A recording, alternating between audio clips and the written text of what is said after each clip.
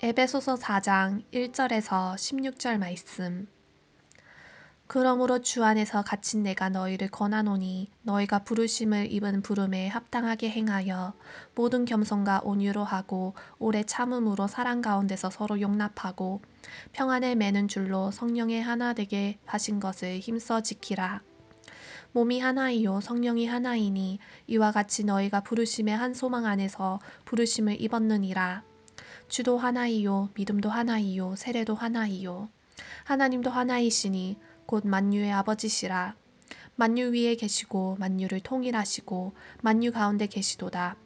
우리 각 사람에게 그리스도의 선물의 분량대로 은혜를 주셨나니 그러므로 이르기를 그가 위로 올라가실 때에 사로잡힌 자를 사로잡고 사람들에게 선물을 주셨다 하였도다.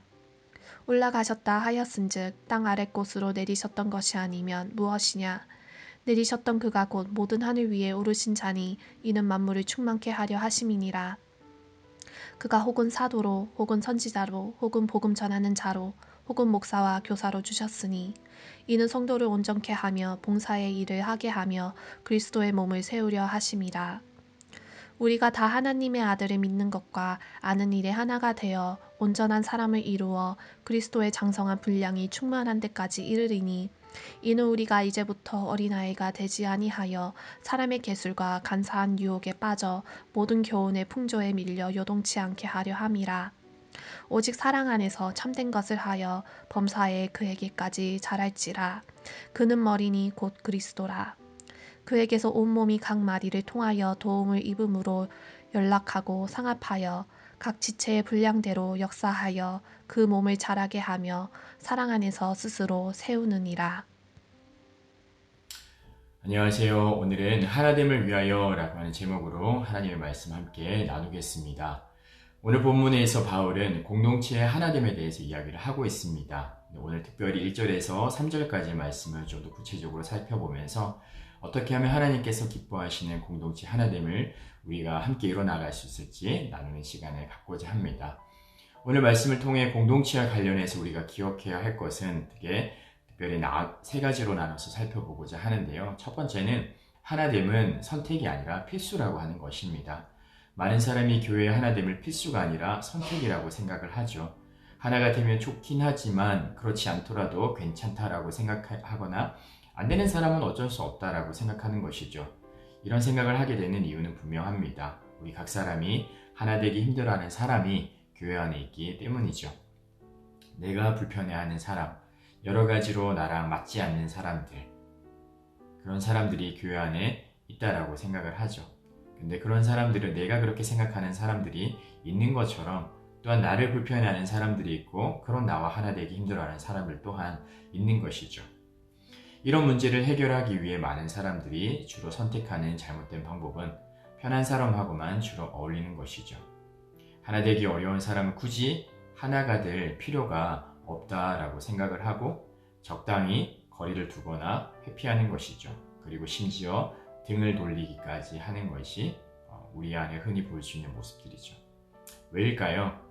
하나됨을 선택이라고, 선택사항이라고 생각하는 것입니다.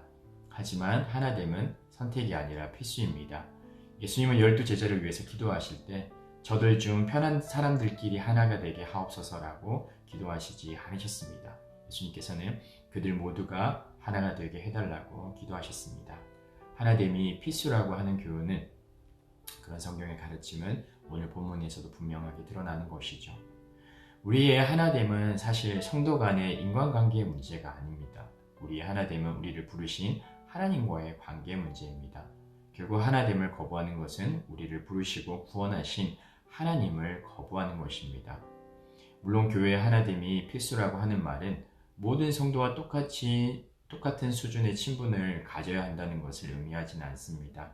하지만 모든 사람과 화목해야 된다는 것을 이야기하는 것이죠. 등을 돌리는 성도가 있어서는 안 된다라는 것을 이야기합니다.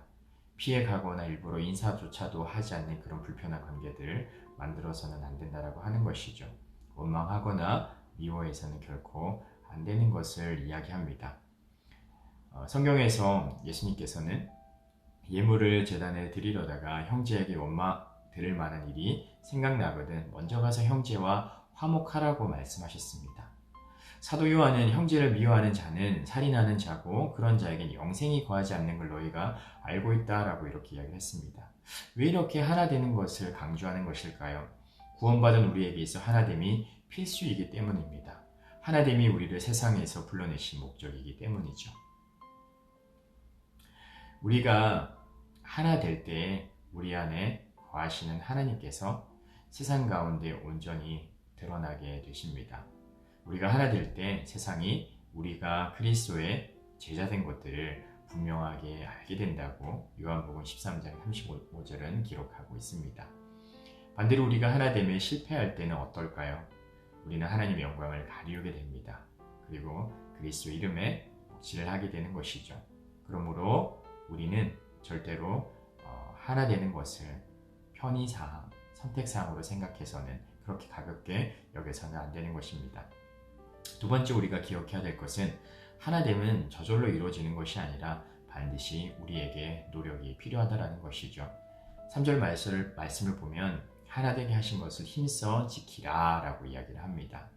힘써 지키라는 것은 무엇을 말하는 것일까요? 우리의 노력이 반드시 필요하다는 것입니다. 내가 받지 못하는 상대방의 특별한 기질이나 연약함을 품고 하나가 되려면 반드시 우리에게 필요한 것이 노력이라는 것이죠. 또한 내가 가지고 있는 특별한 기질이나 연약함 때문에 하나가 되려면 더욱 힘써서 노력해야 되는 것들이 분명히 필요하다는 것을 성경은 이야기합니다. 특별히 오늘 말씀을 통해서 그 하나됨을 위해서 우리가 필요로 하는 몇 가지 덕목을 성경이 이야기를 하고 있습니다. 첫 번째는 겸손과 온유입니다. 겸손은 하나님 앞에서 나를 낮게 보는 태도입니다. 하나님이 누구신지 제대로 아는 사람은 겸손할 수밖에 없는 것이죠. 하나님 앞에서 자신을 낮출 수밖에 없고요. 고개를 숙일 수밖에 없죠. 근데 교회 안에 하나됨을 저해하는 이유 중에 하나는 바로 교만이죠. 우리는 교만하기 때문에 하나 되기가 어렵습니다. 저 성도보다는 내가 더 낫다라는 생각을 우리는 가지죠. 내 기준을 가지고 다른 사람을 판단하기 때문에 그 기준에 미달되는 사람과 함께하지 않으려는 것이죠. 그래서 우리에게 겸손이 필요합니다. 하나님의 기준으로 우리를 볼 줄 아는 그런 겸손함이 우리에게 필요하고 그 기준 앞에서 우리를 낮춰야 된다고 하는 것이죠.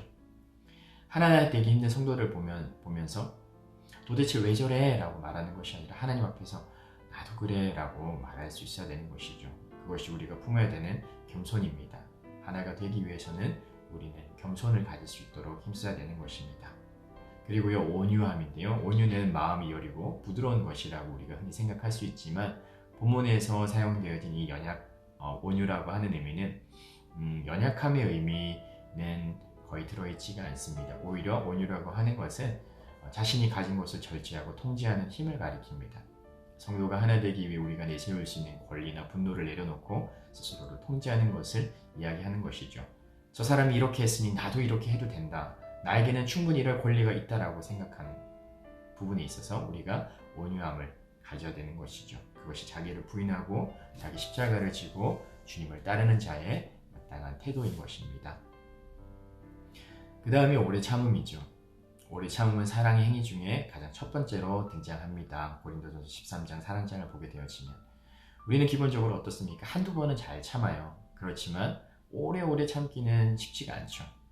성도와 하나 되는 것에 있어서도 공동체가 하나 되는 게 있어서도 마찬가지죠. 한두 번은 나랑 맞지 않는 성도를 참고 그 이야기를 들어줄 수는 있어요. 하지만 계속 그것을 참기는 힘이 듭니다. 한두 번 성도가 하는 잘못은 참을 수 있지만 내 지체가 하는 잘못들은 반복되면 참기가 힘들죠. 용납이 되지가 않는 것이죠. 하지만 예수님은 같은 죄를 몇 번이나 참고 용서해야 된다라고 이야기해 주셨을까요?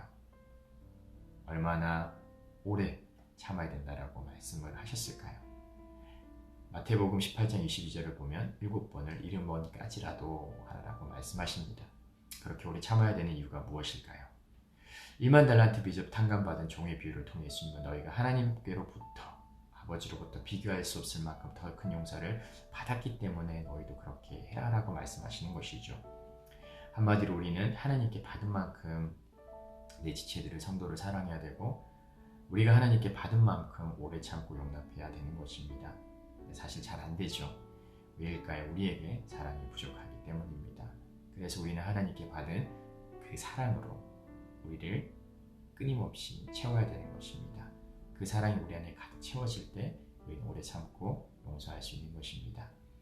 그리고 세 번째 오늘 말씀을 통해서 기억해야 되는 것은 이 하나됨이라고 하는 것은 전적으로 성령 하나님께 달려있는 사역이라는 것이죠. 성경은 성령께서 이미 하나 되게 하셨다라고 이야기를 하고 있습니다.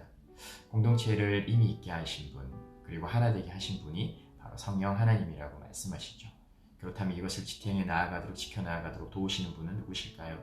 바로 성령 하나님이십니다. 버려두시지 않으시고 포기하지 않으시죠. 그리고 우리가 기억해야 될 것은 언급한 사랑도 오래 참음도 온유도 절제도 결국 누가 주시는 것일까요? 바로 성령 하나님이 주시는 것이라는 겁니다. 이에 이미 하나 되게 하신 성령 하나님을 우리가 의지해서 그 성령 하나님께서 주시는 그 많은 덕목들과 성령의 열매들을 통해서 이미 하나 되게 하신 우리가 속해 있는 교회 공동체를 힘써 지켜나가는 저와 여러분들 우리 스카르스 청년들이 되시기를 바랍니다. 우리 함께 기도하겠습니다. 살아계신 하나님 감사합니다. 우리 한 사람 한 사람을 부르셔서 공동체를 이루게 하시고 또 한 몸 되게 하시고 또 이 공동체를 지켜나갈 수 있도록 내주심에 감사합니다. 우리의 힘으로 하나님께서 기뻐하시는 공동체를 온전히 세워갈 수 없사오니 하나님의 도우심을 구하는 저희들이 되게 하시고 또 구할 때 우리에게 힘 주시고 또 은혜 주셔서 우리가 마땅히 세워나가야 되는 그 공동체로 세워나가게 하시는 그 성령 하나님의 도우심과 은혜를 더 깊이 경험해 나아가는 우리 공동체 될 수 있도록 주님 도와주옵소서. 이 하나된 공동체를 통해서 하나님의 사랑을 흘려보내고 하나님의 영광을 드러내 보이는 그런 은혜가 머무는 공동체, 하나님의 영광이 머무는 공동체 되게 하여 주옵소서. 감사드리며 예수님 이름으로 기도드립니다.